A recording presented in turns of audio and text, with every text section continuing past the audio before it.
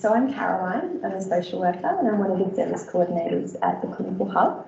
And I know there was an acknowledgement of country, but I just recently went and did a Ngunnawal language class with Tara and Belle, so I'd like to do it in language if that's okay. Dara Nuna, Dara Nunuwal, Nyangu, Nalamanyin, Dunimanyin. Nunuwal Wari, Dawa Wari, Dindi, Wanganali Dunimin. Thank you. So that just says this is Ngunnawal country. Today we're all meeting together on Ngunnawal country and we acknowledge and pay our respect to elders. And I particularly, and Kelly too, would like to just really acknowledge the tradition of like the Ngunnawal culture of coming together in community, and that's how problems get resolved. And I think that's what this is really about today too. Slide. So also we want to acknowledge the individuals and the collective experience of people with a living disorder or lived experience of eating disorders. As was alluded to, this is actually a really big issue in Australia. So I was looking at the stats and 1 million Australians in any given year experience an eating disorder. So that's 4% of our population. And in terms of the context of where you guys work, 31% of adolescents engage in some sort of eating disorder behaviour in any given year. So it's about a third, which is quite a lot, right? Mm. And we actually know, and probably your experience also, is that this is growing. And we know that things like COVID put a lot of pressure on young people, took away a lot of their supports, and that culminated as well with the rise of like social media as well. The evidence is showing that that's having a really big impact on how young people feel about themselves. So I was really excited to talk to you guys today because you're really at a very good juncture to kind of meet people and to steer them towards supports as early as possible. So in terms of developing an eating disorder, you can see that it's like there's a lot of factors that can come into play. It's pretty tiny. So we've got familial risks. So there's history of depression, alcohol problems, family conflict or trauma, dieting or weight issues in the family, parental deprivation, any form of abuse. And we know genetics in particular is really a very strong factor.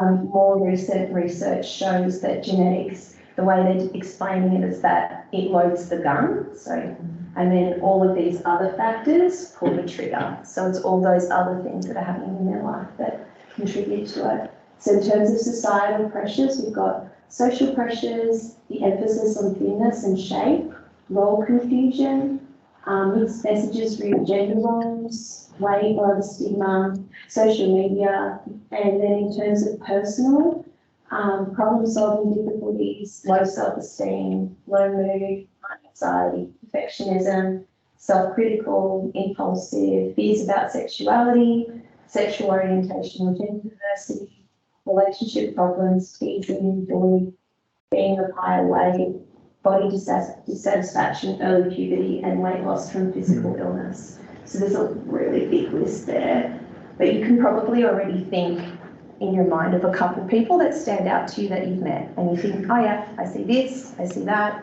and it sort of starts to come together and you think, I can understand this.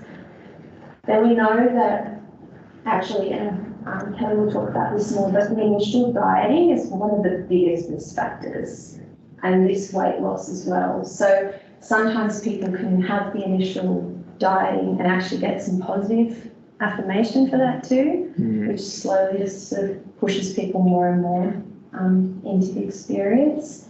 Then we have the beginning of the eating disorder. Often there is a lot of secrecy, so it can be quite hard to sort of see.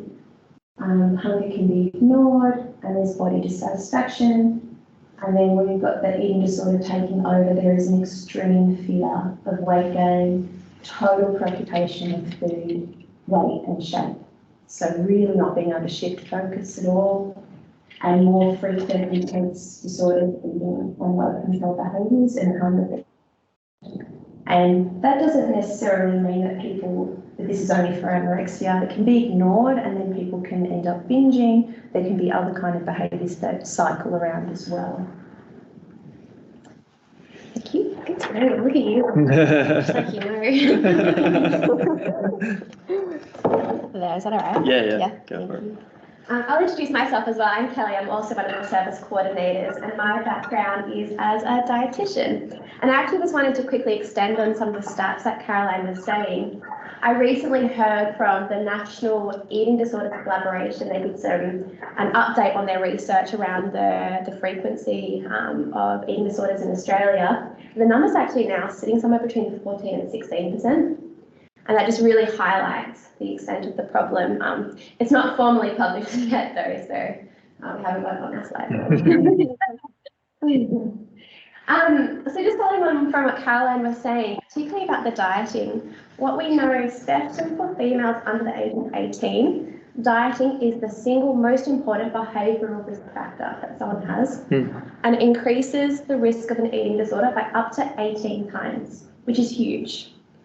And the issue is that dieting behaviours are so difficult to distinguish from eating disorder behaviours, and that makes it really hard for us to pick up those red flags, particularly early on. So when we think about eating disorders, we often think about the diagnosable criteria, and we haven't kind of got into that today. But instead, I want you to think of it as a continuum. On one hand, we have intuitive eating, and intuitive eating is the ideal. That is sort of where we've got a really great relationship with our body. There's a natural relationship with food. We're in tune with our hunger signals and our appetite signals, but we're not rigid and strict about it. So diet culture has kind of taken intuitive eating and said we only eat when we're hungry and we always stop when we're full. That becomes diet culture. We need to have flexibility around that. As soon as we bring rigidity and rules into it, we err more towards the disordered eating practices. It's also about having a great relationship with your body and about moving in ways that feel enjoyable, not because it's driven by wanting to change weight or shape or needing to manage calories in, calories out. Then if we kind of move up that progression, we kind of get to the diet culture stuff. So that's the disordered eating or the dieting. And I want you to think about how normalised this is in our society. How normal is it to talk about the latest diet that someone's on or to read about it on social media or in magazines? How normal is it to have things like intermittent fasting or a keto diet or a carnivore diet? How normal is it to say to someone, oh, I've had such a bad weekend of eating, I really need to be better this week, when all we've had is some takeaway? Or how common is it to say, oh, I've had such a big meal, I need to walk that off? So exercise and eating is all driven around weight and shape and needing to manage that.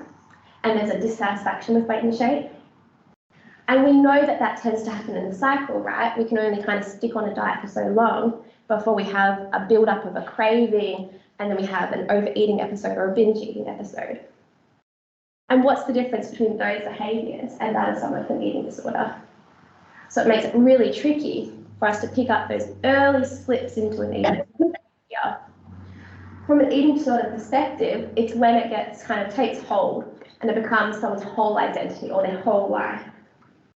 When there's far more intense feelings of shame and guilt around the behaviours. But it really is very difficult to differentiate the two.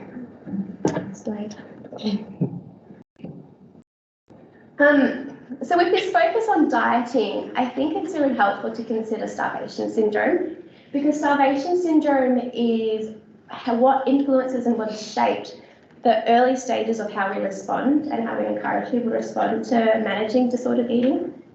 And I think what we find interesting is that you'll notice some of the signs and symptoms of starvation syndrome are the same as what anyone would experience when they go on a diet, to an extent. And a lot of our understanding of starvation syndrome for eating disorders comes from this landmark study by Ansel Keys in the 1940s. And in the 1940s, this wasn't about eating disorders. It was actually about trying to figure out the best way to refeed a famished or starved population. But to do that, they needed to have people who volunteered to starve. So, and that's a big ask. So what they did was they found a group of young men who were conscientious objectors. And what this meant was, as part of the war efforts, they refused to bear arms to be part of the war, the killing effort of the war. But these are patriotic Americans, and they wanted to support their country. And so they were given this as an opportunity to support their country. And the slogan for the experiment went something like, starve so that they may be fed. And today, for the purpose of what I'm talking about, I'm not going to go into a lot of the specific numbers, and I haven't shown any of the particular graphic photos, but they are really interesting. And the study is freely available on the internet, and lots of offshoot studies, particularly talking about the men's experiences during the study and after the study. And that's what these two quotes have come from. And they're just really a really interesting insight into the changes that have happened. So they got about 36 young men, and they specifically picked these men because they had no previous physical health problems, no previous mental health problems, and they picked them because they were very personable, very social men, and they thought that was going to be important because to get through that harshness of 6 months of starvation, they needed people who felt like they could have the resilience to persevere through that. And that proves important for us sort of from an eating disorders perspective in a moment. So for 3 months, they kind of just observed the men. They lived in this sort of facility, that's where they slept, that's where they ate, but they did go about their everyday lives, they could work, and they had their social interactions and things like that. And they did a whole lot of baseline tests, so they looked at things like metabolic function. So metabolic function, when we think of it with that diet culture lens, we kind of just think about it as something we can manipulate, we can boost our metabolism, or we have a damaged metabolism, or we think about it in terms of calories in, calories out. But actually, when we think about metabolism, I want you to think about it in terms of it describing all of the processes that happen in the body. So your metabolism is your heart beating, your lung function, your body making hormones, digestion, things like that. They looked at heart rate, they looked at lung function, muscle endurance, strength, concentration. They did psychological analysis, anxiety, depression, to kind of see where the men scored. And then in phase 2, they starved them for 6 months. And the numbers are out there around the exact amount of calories that they were given, and it is a number that kind of does sit around the diet culture world. But the aim of it was to get them to lose about 25% of their body weight in that 6 month period. And you can see from the first photo, these men started in quite lean bodies, and so they look very emancipated by the end of the experiment. And then they repeated the test and they observed the men going about their lives. And what they found were things that we maybe would expect. So we saw metabolism decrease, right? Because when the body is in a starvation state, we see heart function slow down, we see lung function slow down, we see your muscle mass reduce, we see gut function slow down, we see your fat stores reduce, we see your brain function slow down. So everything kind of slows down, and that's what contributes to our slower metabolism. But because of that, we see the gut function slowing down, causing bloating, stomach pain. We see it causing constipation. Because we have reduced brain function, we saw changes in concentration, low energy, very irritable. And those are kind of the same symptoms that we kind of see in people going on a diet, right? Particularly a low carbohydrate diet. We see people starting to get a little bit more crabby, a little bit lower in energy. And so I think the similarities are just quite stark and interesting to think about. But what I find really interesting is the changes around food and emotion. So these men who were previously very social withdrew completely, stopped going out to see friends. There was complete lack of sexual interest. And they either withdrew completely or they had a complete inability to regulate emotions. So we saw big episodes of anger and irritability, particularly around food. Fights would break out. There were episodes of men having a fight around how people were eating. And then the food obsession was immense. It was all they could think about. When they dreamt about food. When they talked, it was about food. They went and saw a movie, all they recalled was the food. They would look through a bakery window and they would obsessively watch other people eat to kind of vicariously living through them. And they started to collect food paraphernalia, collecting cookbooks, cutlery, hoarding food. They would make a small meal last for hours by adding tons of water to it to expand the volume of it, to kind of manage that feeling of hunger. And this is exactly what we see in someone living with an eating disorder.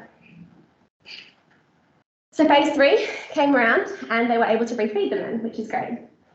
And they kind of broke them up into 4 groups based on different kind of caloric amounts. And this was the actual purpose of the study, was to figure out how best to feed men.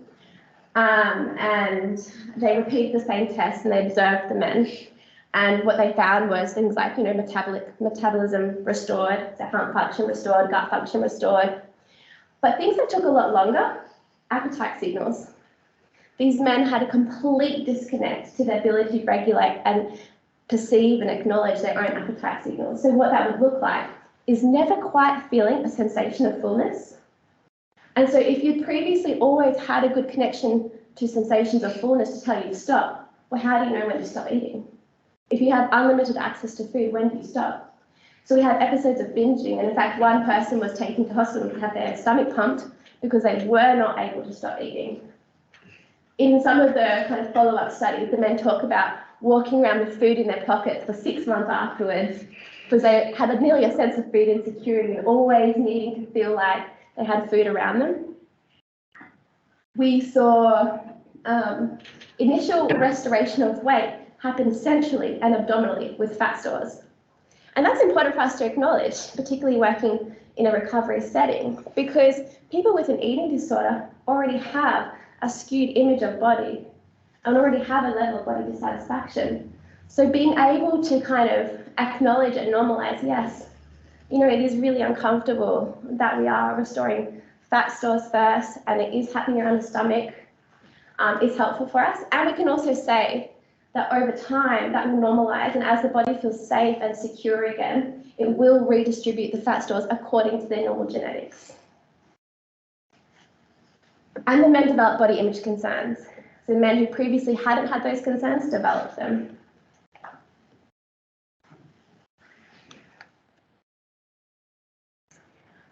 And again, that was exactly what we see in eating disorder recovery. Very similar. But eating disorders and these men aren't the same, right? Because these men actively were in a place where they were ready to restore back to where they were.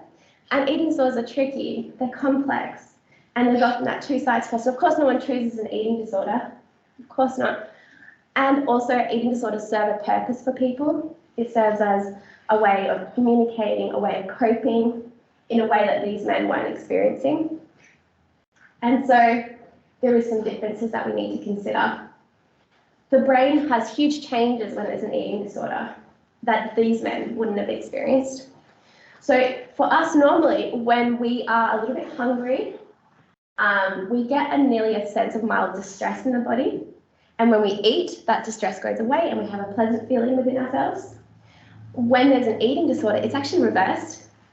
So the brain sort of misinterprets eating as a disgust or a fear response.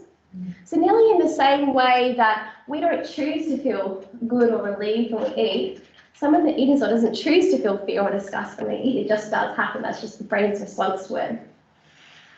And then the voices in the eating disorder kind of start. And I've got a little example from this lady called Laura Hill. She has this TED Talk. It's about 18 minutes long, so we're not going to watch all of it, but it is really interesting. She describes those brain changes that happen and also talks a little bit about what the voices sound like.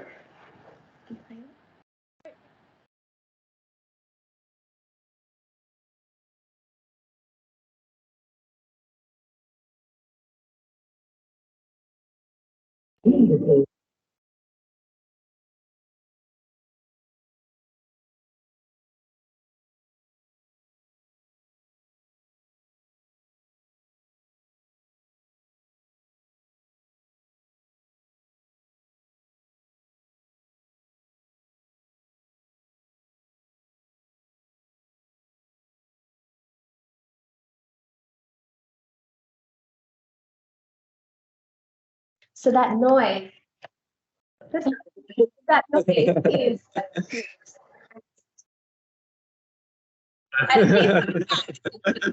interrupted. So there's a high level that people are facing when there's an eating disorder. It's not just about the starvation syndrome, but then of course there's the psychological side.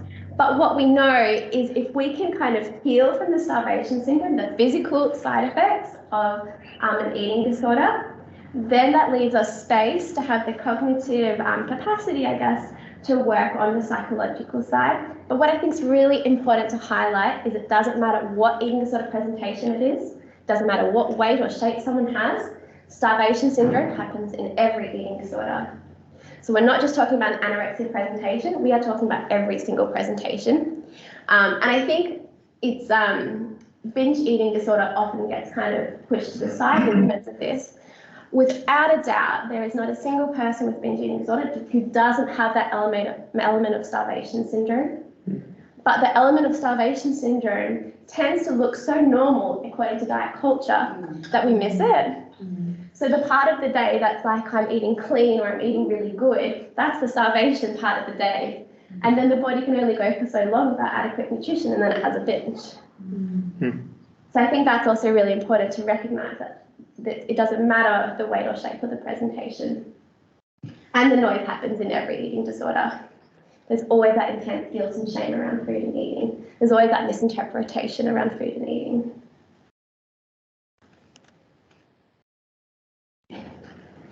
This is quite a busy slide, actually. I was trying to think about, trying to narrow down like all of the heaps of red flags that are out there. Some of them, so there's far more than this. Some of the red flags that we might look for are some of the ones that we see in starvation syndrome, right? So we might look for sudden changes in changes in energy, drops in energy, big changes in mood, hard with young people. There's already lots of hormones and moods happening. The more severe cases, we might see episodes of feeling faint or dizzy. We might see changes in menstrual cycles, so any loss or any irregularity of menstrual cycle is a real sign that things are not going well inside the body. An increase in anxiety or irritability around food, trying to avoid eating around other people when previously things were fine to eat around other people. Kind of coming up with excuses as to why we shouldn't be eating around other people. I had a big lunch, or I've already eaten for today. A reduction in the variety or the volume of food eaten. Sort of having those conversations around types of foods or trying to avoid specific types of foods, particularly things like carbohydrates or sugary foods or high-fat foods or dairy foods are some of our more common ones. Diet culture talk, and that's one that's really hard to pick up. One of the most common diet culture talks we kind of hear about being an instigator of eating disorders is simply from school nutrition education. Of course, the government education has a lot of evidence base to it, but it does still promote a message of that there's good foods and there's bad foods. And it's really easy for us to try to think quite innocently, oh, I want to eat healthier. And it can slip into sort of that loaded gun for genetics and things like that, slip into an eating disorder, so be mindful of that. An increase in distress around weight and shape, and that's suddenly becoming quite a big preoccupation in someone's life. So feeling the need to kind of constantly check ourselves in mirrors or reflective surfaces, or kind of feeling around the body to kind of feel how, if it's the same or if it feels different. We might think about increased or changes to exercise, and particularly exercise that's solo by yourself. So increase in wanting to go out for a run by yourself or wanting to do exercise in your room by yourself versus social exercises in groups and things. Of course, rapid changes in weight, that can be fluctuations up or down. And then evidence of some of those eating disorder behaviours, binges, vomiting, things like that.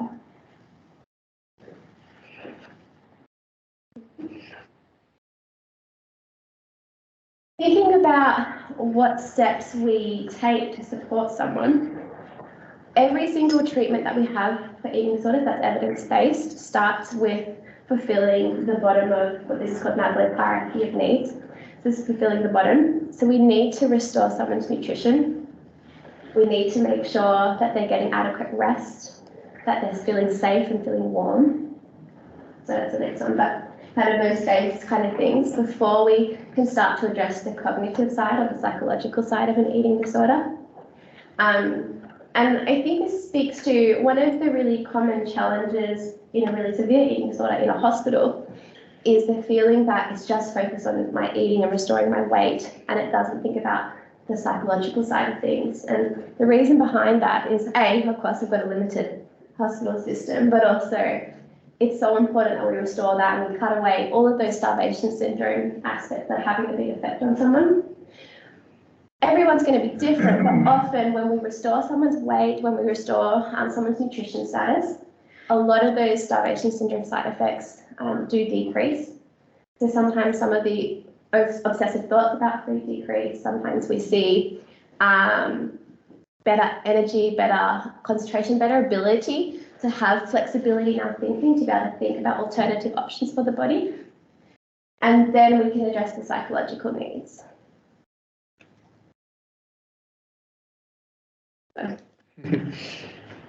Lovely. So just some practical strategies, and there's so many different things that we could have talked about, and lots more that could be said. So if there's any specific cases, we're always happy for people to reach out to us, which we'll talk more about in the end. But one of the biggest ones is externalizing and empathy. And this is a really common concept, I think, across all health areas. We don't tend to say someone is a diabetic, we say someone living with diabetes. So in the same way, we try to separate the eating disorder from the person. So we say someone's living with an eating disorder rather than they are the eating disorder. In saying that, particularly young people, it's quite an abstract concept to talk about that as a different entity, nearly. So not all young people find it helpful to have their eating disorder externalized. But we're saying that even if we're not saying it out loud to the person, we can still kind of have it in our mind. And that becomes really relevant because we can then hold unconditional positive regard for our people, and we can kind of fight the eating disorder whilst maintaining our relationship with that person.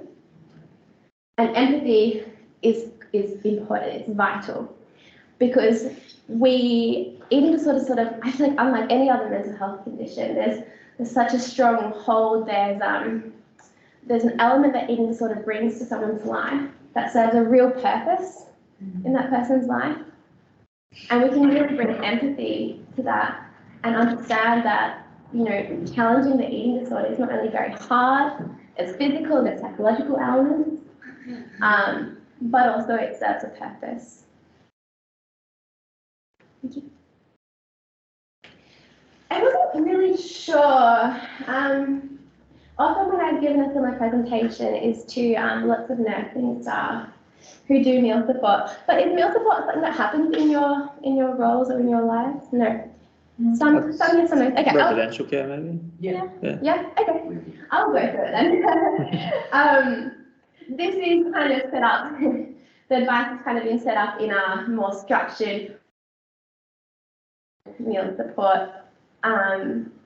So of course it doesn't necessarily always look like this, and this makes it look quite easy. But some things that are helpful, setting clear expectations, so in a really warm, empathetic way. So we can kind of have that balance of warmth and firmness and say something like, I can see that this is really hard at the moment, and we really need to finish this meal. So setting time limits around expectations, or setting your expectations of how much the meal could be eaten, or that could be a collaborative thing. So setting a goal before the meal around how much is going to be eaten today can be really helpful. Avoid triggering unhelpful conversation. Seems pretty obvious, but you know, avoid talking about food and eating whilst they're eating. Avoid making comments on how well or not well someone looks is really helpful. Instead, we want to distract, because as you heard, that voice, that distracting voice is so loud, and the more intensely focused someone is on their meal, the more they're going to kind of live in that moment of that voice. So if we can bring things that distract the brain, it can make the meal a little bit easier to cope with. So that might be things like cutting in or watching a movie at the same time, just general chit chat. It could be playing games, and also eating and modelling eating with the patients, the clients, the young person is really helpful, because it helps to normalise that eating is okay, it's safe, and you're demonstrating a good relationship with food and eating. This is very nice written, sorry. Change that. So managing refusal compensatory behaviours, I think this is a very complex topic outside of the inpatient setting. So I think this is more around discussing and goal setting and supporting the person to really understand what purpose those behaviours serve for them, how you can support them, what collaboratively can we do to support you in this. So maybe disregard that little button. Health at every size. Has anyone heard of HAZE? Health at every size, yes, some shakes. I love health at every size. I'm a big proponent of the messaging. What it says is that we can work towards establishing a good relationship with our body. We can work towards improving the quality of our food and our eating, regardless of weight or shape. And I think that's a really helpful message to have. So there's lots of podcasts and resources out there on health at every size that I encourage you to have a look at. And we apply lots of these principles with our clients. So some of the things that can be really helpful in treating eating disorders or disordered eating or poor relationships with food is promoting really planned regular eating opportunities. We know that regular eating is the key starting point for eating disorder recovery. It is the first way that we can tell the body, you don't need to be in starvation syndrome, you are safe, you've got a safe and secure food supply. So ideally we aim for people to eat 3 meals and 3 snacks, which is a lot. And we aim for it to happen quite mechanically. So initially, we want it to happen regardless of their appetite cues. Because as we've seen with starvation syndrome, the appetite cues are all warped. And on top of that, the eating disorder can easily tell us, oh, we're not hungry, so we don't need to eat. We can't bring in intuitive eating too early in eating disorder recovery. We need to positively role model. So that means like we're not talking about bodies negatively, really not commenting on bodies at all.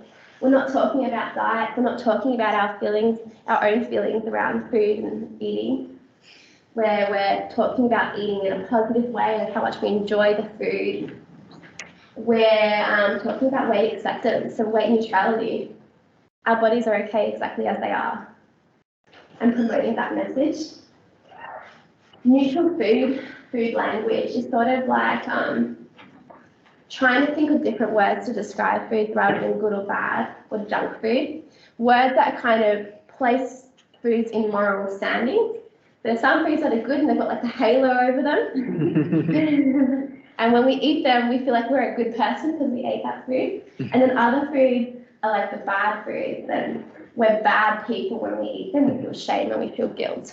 So we're trying to kind of neutralize that and bring them both into balance. And one of the easiest ways of doing that is instead of classifying food as, say, junk food, just call the food by the name. I had a hamburger, or I had a chocolate, or I feel like some pizza, rather than like I had some junk food. And then say neutral body talk. So neutral body talk again is focusing maybe on the function of a body rather than the appearance of a body, or little comments like, you look so well today. From someone with an eating disorder, it can be interpreted as, I've gained weight. Oh, I need to do better. So being really careful about how we comment on other people's bodies. A non-diet approach, I'll come back to intuitive eating. A non-diet approach. So even when there isn't an eating disorder, because we know the risks of dieting, we know that the association it creates around negative body image, trying to think about making healthy changes from a non-diet approach, that all food can be included in a normal balanced diet, so kind of promoting that message. And having a non-weight focus, so we're not trying to change our eating to lose weight, maybe we're changing it for health-based reasons instead. But this intuitive eating, as I said, the ideal is that we have someone get back to intuitive eating, but we can't bring in intuitive eating too early because there isn't those appetite signals to listen to. So we can't kind of ask someone when they're talking about food or eating, or how hungry are you, or how much food does your body need right now? Because either the eating disorder is going to jump in the way and say, I'm not hungry, or the experience is that they're not going to feel hunger, or they're not going to feel satisfied. So that's why we come back to this idea of very regular mechanical eating as a starting point. And working with, a dietitian or psychologist, social worker, they will kind of over time reteach what those hunger cues feel like. And hunger cues will feel different for every person, and particularly coming out of an eating disorder, hunger cues might not feel like that rumbly stomach feeling that we typically think of. It might be noticing changes in energy, or it might be noticing that I'm starting to think about food a little bit more. And those little signs are signs of hunger that we might start to rely on a little bit more. I've kind of gone over most of this, but again, it kind of just reinforces unhealthy things, talking about diets, talking about bodies, judgmental, critical language. It can feel really frustrating from the outside looking in when eating seems like such a simple thing to do. Really trying to remember how complex and hard it is, that the brain is pushing out such strong fear responses and shame responses that it really isn't as easy as just eat. And I think, Caroline, maybe you had someone had a really great analogy. Oh, maybe it was the nurse from our service. A really great analogy. Imagine someone came up to you with, a plate of your most feared thing and said, just eat. And you're looking at like a shark or spiders on your plate. Oh my God, it's not that easy. You've got these thoughts going through your brain. It's kind of, we can imagine the same kind of thing and really bring that empathy to the conversation. I have heard as well, like, when people are stressed or young children are stressed, that it actually cuts off that hunger. Yeah, totally. Yeah, and something like that. Totally, definitely. And can we imagine feeling hungry when we're in the midst of a big fear? Of course not. That would be a unnatural biological response. Yeah. Instead, we want to be empathetic and kind. I can see how hard this is. Validating is so important. Validating their experience, normalizing that experience is so important. Avoid being lured into giving kind of unhelpful reassurances or unhelpful conversations. Eating disorders can be a little tricky in that they can lure us into conversations debating the pros and cons of different foods, or conversations about reassuring, no, you don't look like you've changed your weight, or no, this is fine. And yet those conversations, that reassurance is quite short-lived around things like bodies. So kind of trying to avoid getting lured into talking about some of those triggering topics, and actively be a part of challenging diet culture. And I think that's the role that everyone can play. And as you leave today, I hope that you'll start to have, or notice, I guess, a lot of that diet culture talk that happens so commonly around us, and be a part of that movement that is not buying into that and is actively challenging some of those comments. Yeah. So just some first really quick questions. If you notice red flags, if you see something happening, often if you're around young people, you might be the first person to kind of see those little changes in behaviour. So raise your concerns in a really gentle, non-judgmental way. Open questions. Hey, I've noticed you're not coming to lunch. Tell me more about that. Things like that, and validating their opinion. We really recommend from our service GP review, particularly if there is an eating disorder. We really want that happening on a regular basis, because there's such a strong element of physical wellness in eating disorders that we need to look out for. We consider them an urgent medical issue. So having that medical monitoring is crucial. Can I ask, how would you suggest raising those concerns if your concerns are weight related? Yeah, in what way? Well, like if you're concerned because you've noticed somebody has lost a lot of weight. Yeah. You're talking about you don't want to be commenting on people's bodies or weight, but that might be what we notice. Yeah, totally, yeah. I think also in that situation it's there. And I wonder if you've noticed that weight change, would have you also noticed other behaviours that have gone with that? That you could bring into that. Hey, I noticed, there's been changes in your eating or your exercise lately. What's going on for you? That's how I would kind of approach it. But yeah, I guess if the weight is the only change that you've noticed, I think it's still fair to maybe say, hey, I noticed some changes in weight, I'm a little bit concerned. I wonder if anyone else in the room has thoughts on how they would handle that. Maybe just like I've noticed I'm a little bit tired or run down, whatever, just go to the GP just for a checkup. We haven't been in a while, or Yeah, that's a good point actually, because if we're seeing weight loss, we're probably also seeing low energy, changes in mood, changes in engagement, withdrawal perhaps. So maybe we can kind of pick to those side effects as well. Yeah, definitely. Yeah. We'll just be due for a checkup with the GP. We haven't been in a while. Yeah, whatever gets you there. Yeah. And then the last one, consult with an appropriate community or private service. And I think that segues nicely to Caroline. Yes. So the Eating Disorders Hub is kind of new. Have any of you heard of it before today? Yeah, a couple, no, a lot of them not. So it's been around for about a year and a half now. And so it's designed to be like a central port of call for referrals and to do some of these kinds of educations as well, which is great. Have the next. So we all love a good triangle.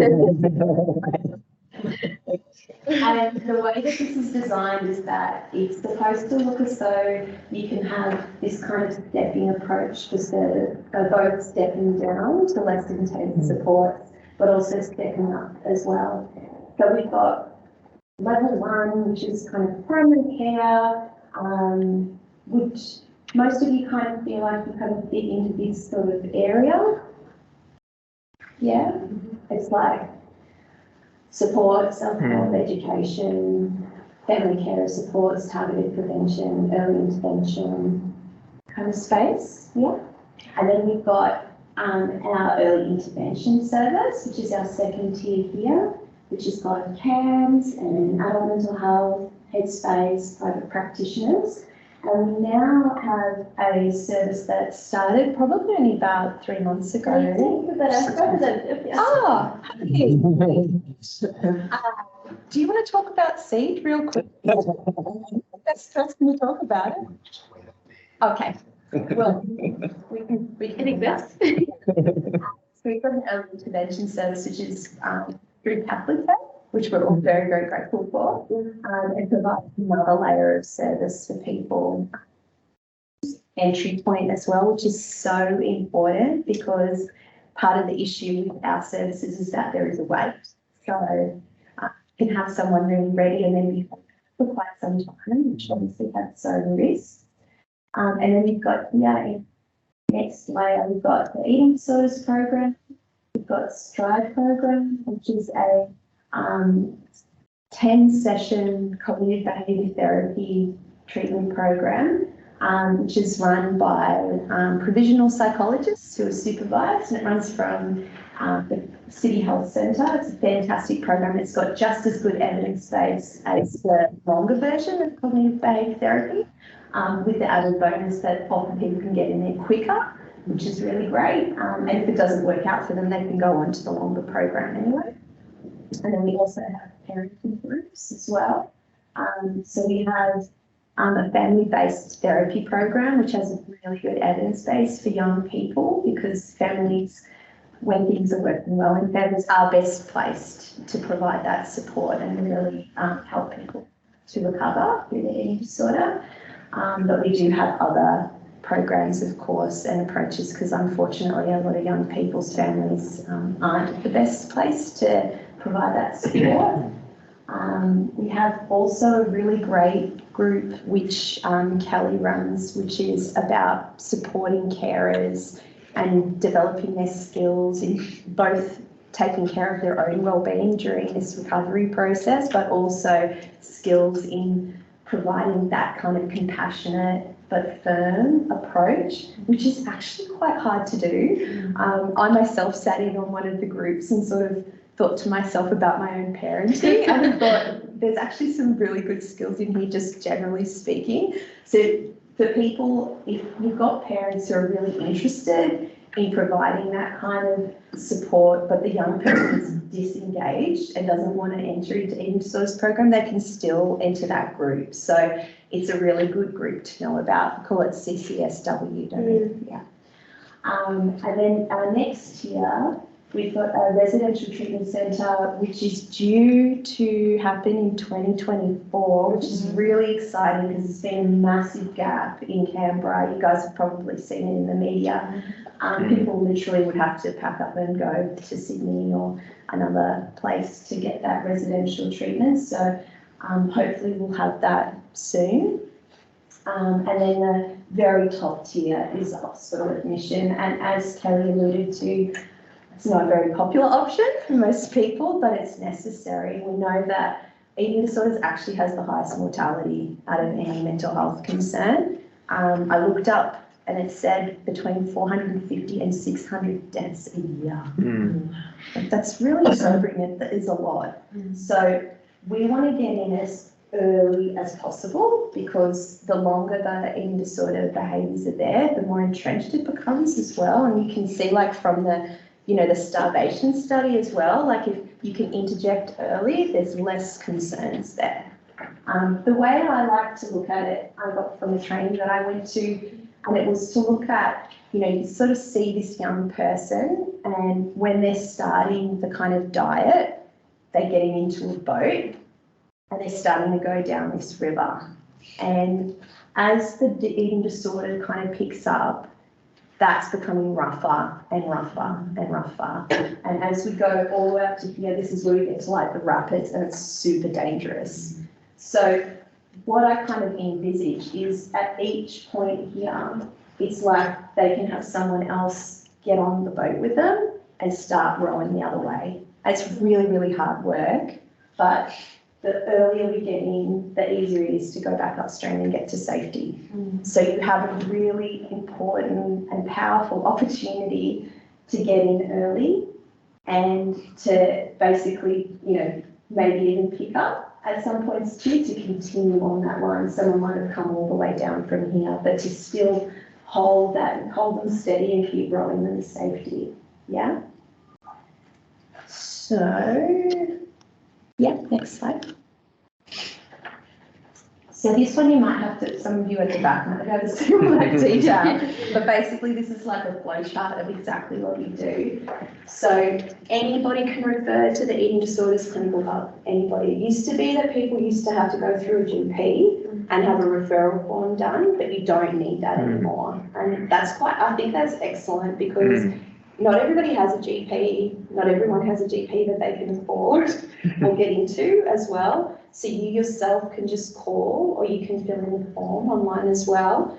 So the referral form comes through to the clinical hub.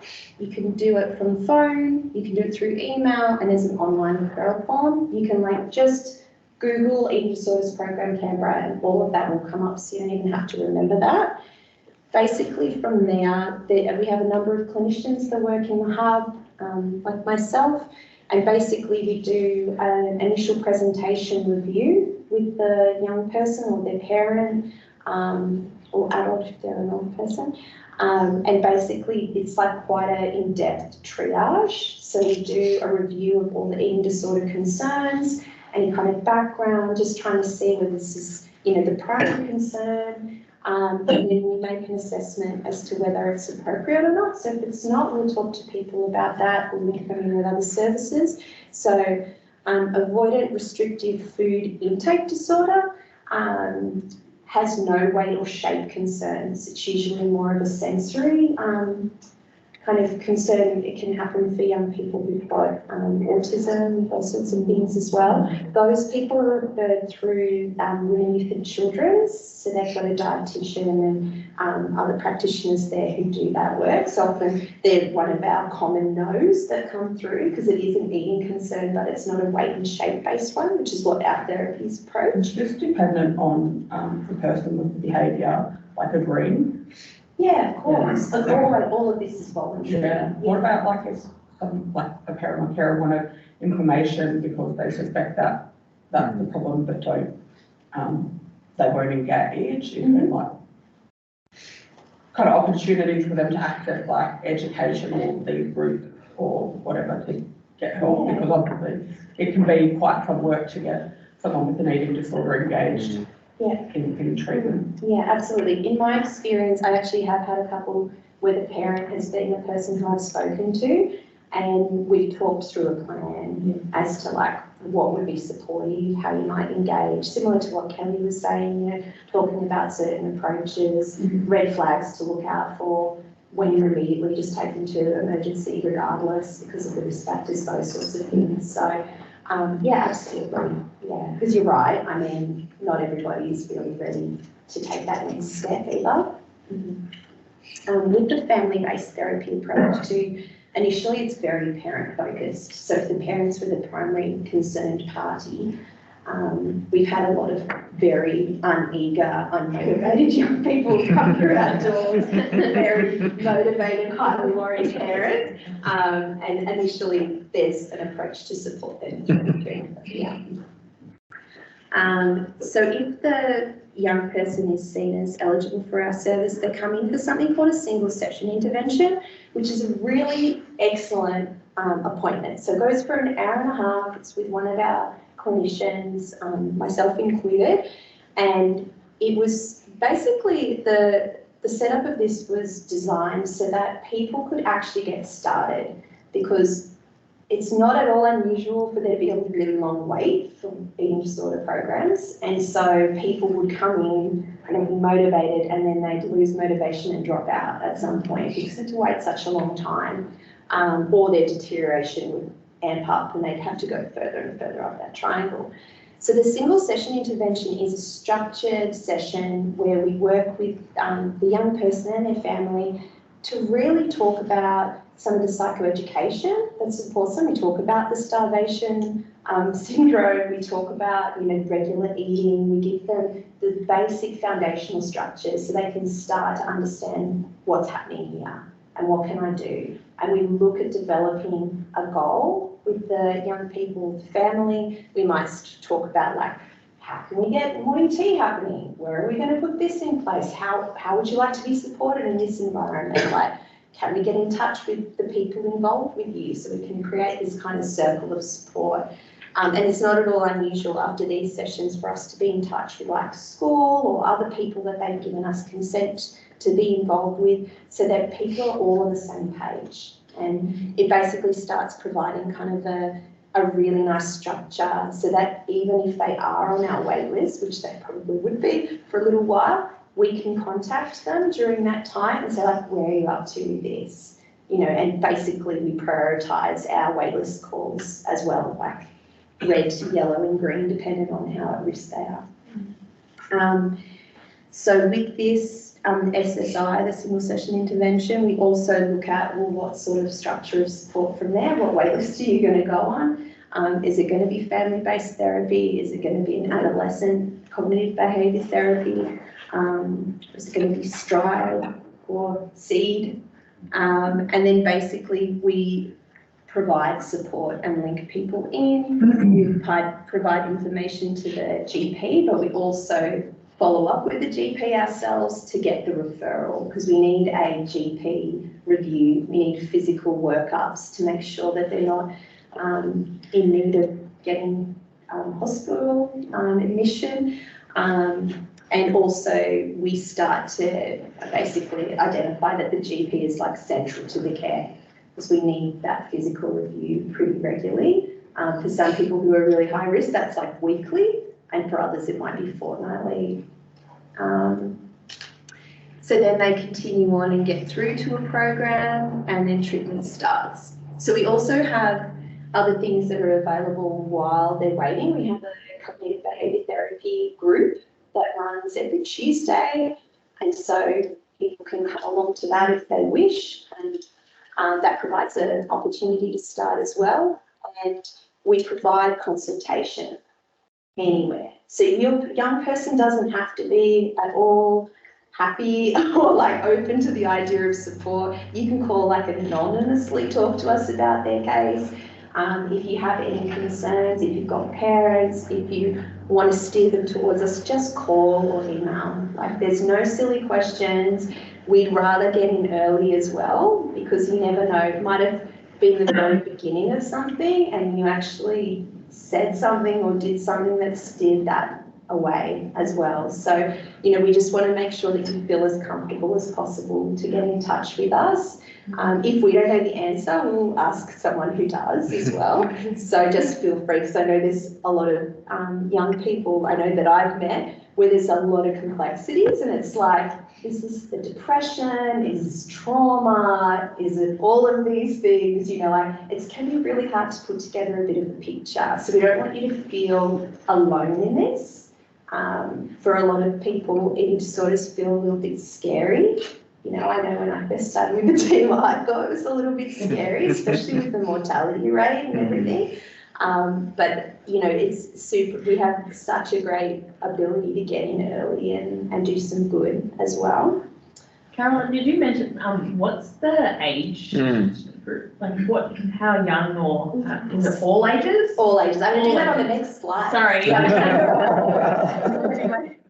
So basically it's all ages. Yeah. So the youngest assessment I've done so far is 7, but like it goes all the way up. So yeah, at any point.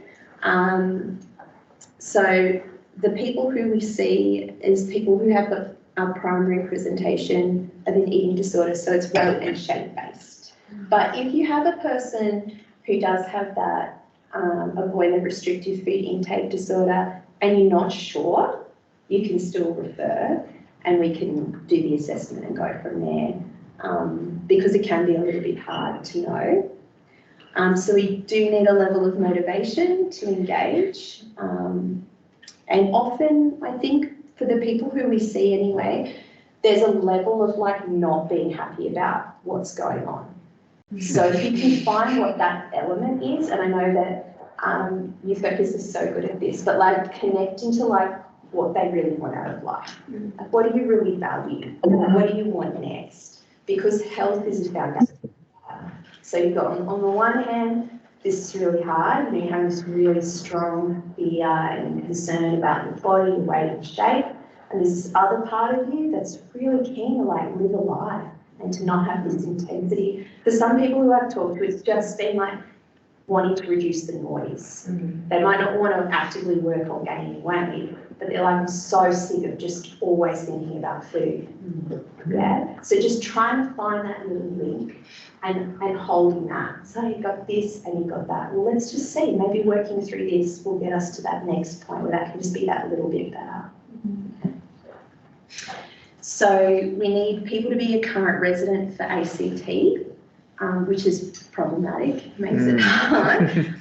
Queenville Mental Health Services do have some eating disorder specific supports, and SEED do take the early intervention, do take New South Wales clients as long as they're working or going to school here. Is that Doesn't matter. It doesn't matter. Okay.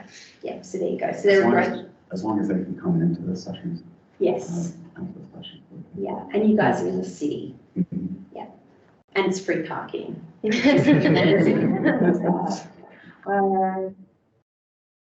So they need to regularly engage with their GP for medical monitoring as well. We do have a part-time nurse and 1 day GP and 1 day psychiatrist, very limited.